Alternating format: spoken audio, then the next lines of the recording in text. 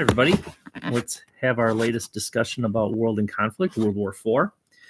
So we're going to look at this one slide here, and this is called Characteristics of Conventional Wars. What typically is true in every war that the U.S. has been in, which I will contrast to say is uniquely not true in this thing called World War IV.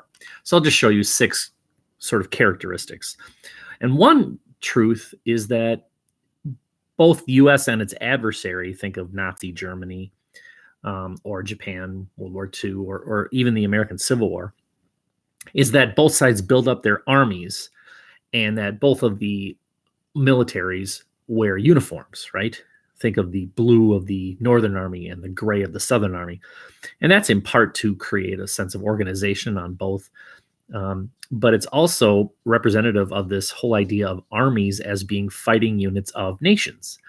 Well, if tribalism is going to carry the day, they don't believe in nations. So how can they have armies? Instead, what you have are these groups like Al-Qaeda or these other tribal entities that don't necessarily have what we call armies, because armies are fighting groups of nations, but they'll have militias or cells or other things.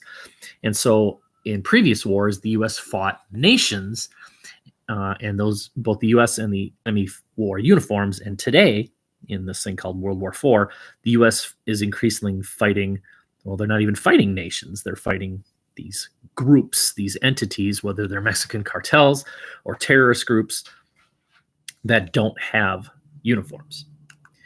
The second truth that I have here is that the enemy military attacks the U.S. military, and it's that country against our country. And I sort of talked about this in the first difference, and that is in previous wars, it's the U.S. against another country, nation against nation. Well, again, what's going on in World War IV is that the U.S. is confronting non-nation entities, terrorist groups, cartels, ethnic groups, religious-based groups, and so it becomes complicated. The third truth in conventional wars is that there are specific weapons. Think of tanks, think of jets, think of missiles, think of guns.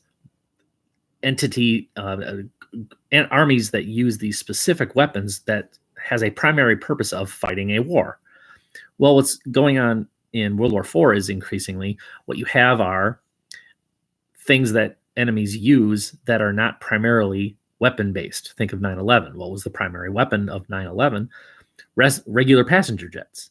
And that's not a weapon. It's not a tank. It's a regular passenger jet. And so, again, it becomes more complicated. The fourth truth is the bombing of cities with large weaponry. Think of sieges. Think of Hiroshima and Nagasaki. And I'm going to contrast this with what's going on in World War IV. This might be true, but generally it's not true. Instead of bombing cities, bombing targets, like, for example, the United States targeted steel factories in Japan so that Japan could not fight much longer, right? You bomb the steel mills so that Japan cannot fight a year from now. What's going on in World War IV is that increasingly is that enemy groups are targeting symbolic targets. Think of 9/11. It was the Twin Towers. Well, the Twin Towers aren't military targets. They're not necessarily important military targets, but they are symbolic. And we'll talk about this some more. The next characteristic I have here is easily identifiable targets. When the U.S. fought Japan, for example, the U.S. military was able to easily identify, all right, what do we need to target here? Where are the steel mills? Where are the Japanese forts, camps? Well, it's hard to target Al-Qaeda camps because Al-Qaeda is sort of everywhere and sort of nowhere. There's no Al-Qaedaville. There's no Al-Qaeda-istan. Al-Qaeda is not a nation. And so where do you hit Al-Qaeda? Where is Al-Qaeda? It's hard to know where the targets are when you're fighting a terrorist group that sort of is multinational. It's located everywhere. So it's hard to know where to attack. And finally, I would argue that in previous wars, there were these ideas called rules. Think of World War I, when the Germans illegally used mustard gas. and chlorine. And by the way, so did the French. The U.S. as a military entity observes these rules of warfare. Like, for example, you cannot torture, you cannot execute prisoners of war, POWs.